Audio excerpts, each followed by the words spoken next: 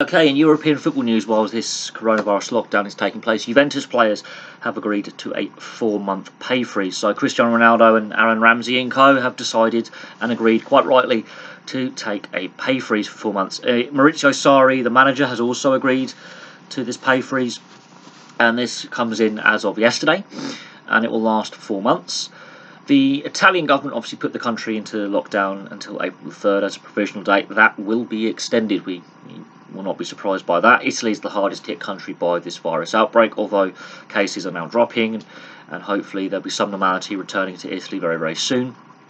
But this comes on the back of UEFA admitting that the season may be lost if they cannot restart it by July. Now, because of the lack of football taking place, Juventus are facing losses of up to 90 million euros, and this is one of the options they had to stem financial losses. We're seeing this take place in other leagues, this debate about freezing pay or reducing pay. Other clubs in Europe are also starting to bring in these measures, and depending on the league, depends on the severity of the losses. Italian football doesn't have the money it had in it 20 years ago, and so this measure is kind of needed to stem quite substantial financial losses, and Juventus have led the way there. On the footballing side of things, they're 1 point ahead of Lazio when football does resume, if it resumes.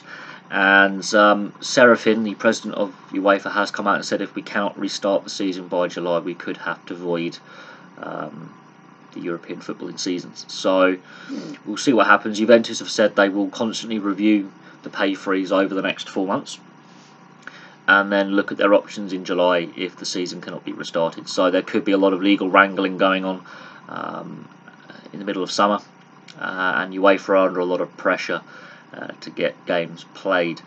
So we'll see what happens, but Juventus have led the way in pay freezes.